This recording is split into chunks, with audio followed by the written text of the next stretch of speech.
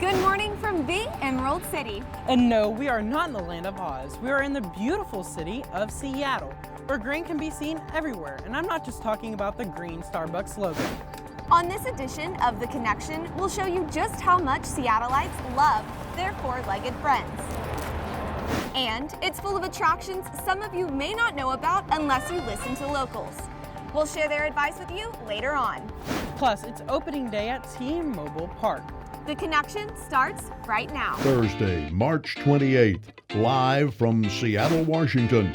This is The Connection with Emily Schaefer, Ryan Smith, Patty Perry with the weather, and Nolan Williams with sports. Welcome to The Connection. I'm Emily Schaefer. And I'm Ryan Smith. We are in Seattle for the 16th annual Student Television Network Convention. We are in a city known for its rain, coffee, and beautiful views. But according to recent census data, there are more dogs in Seattle than there are children. You're sure to see pugs at the park, beagles in banks, and German shepherds at the gym. We caught up with a couple of locals to see why Seattle is such a dog lover's dream. Lori Hopkins brings her dog, Ranger, to the park to socialize, and she's not alone. There are hundreds of locals who come down to the dog park every day. Appreciating the environment, the outdoors, and all the living creatures in it, and that's wildlife, but also our companions. Suzanne Minch agrees with Hopkins that dogs are an important part of Seattle's culture. It's just a beneficial exchange with people and their pets here, as well as a lot of major companies promote and allow their employees to bring them to work. And it's not just pet owners. Businesses also cater to the pet population. Here in Seattle, there's just a lot of dogs out and about. They just love having dogs around. And if you're dog friendly, people will come in, they'll enjoy your space more. And if you're not dog friendly, you're kind of like a bad business in a lot of people's eyes. For Seattle locals, pet friendly is just as important as pedestrian friendly. I think he's having a great time because he's welcome in parks. A lot of coffee shops and cafes have an outdoor space. So we're just out and about appreciating all of the critters and taking our dog friends with us everywhere. More succinctly, I think dogs have a good quality of life here because they're so engaged relationally with their owners. For The Connection, I'm Amber Elizondo. Oh, good job, Potato. Now let's see if you or your dog will need a sweater before heading out today. Patricia Perry has the weather for us. Thanks, Ryan. Taking a look at today's forecast, we will have a cool start to the day. The low for the day will be 43, but it should warm up to the low 60s later this afternoon. While Seattle is known for its rainy weather, the locals know it's usually just cloudy. That's exactly what you can expect today.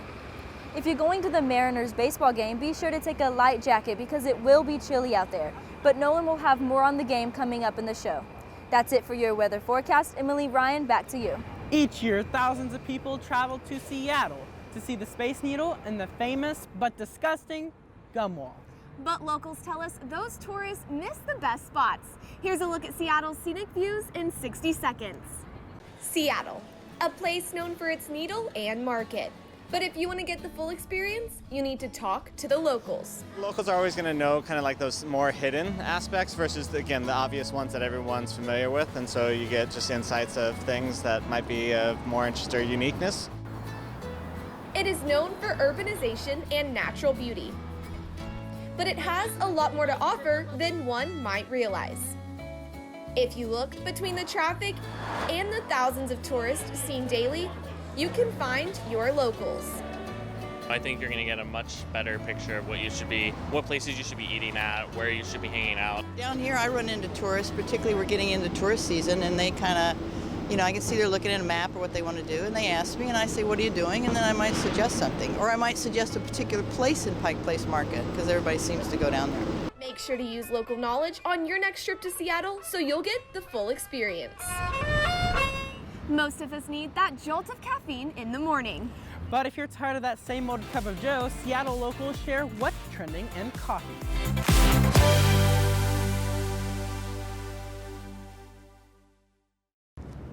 Coming soon, follow a man on his journey to make a mark on a local tradition. It's pretty cool, right? Yeah, do people just like stick their gum on the wall? Yeah, pretty much. That's how it's always been. Thanks, man. See ya. But first, he needs to find a piece of gum.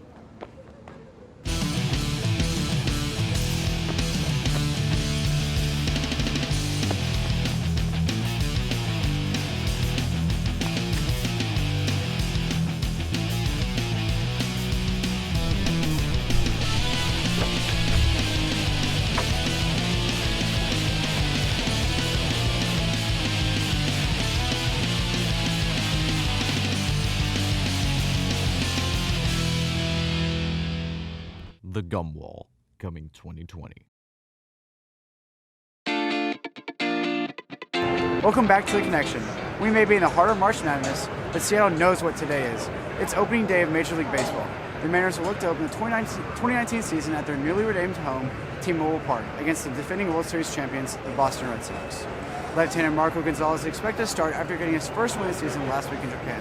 There, he went 6 innings with 4 strikeouts against the A's. Today, he will be going against lefty Chris Sale.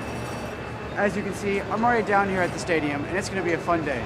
So I'm going to go ahead and join the line with all these people. Back to you, Ryan. Thanks, Nolan. We're all looking forward to the start of baseball season. Seattle may have a rainy reputation, but locals find their consolation on cloudy days with a hot cup of coffee.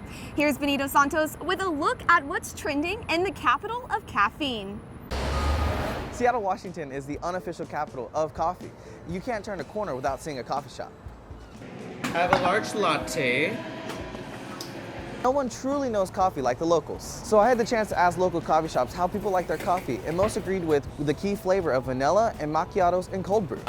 It's really good. I mean, I love going to coffee shops out here. I'm actually staying the weekend to check out some coffee shops. And online trends involve local source, beans, and fair trade certification. Another unusual trend is butter coffee.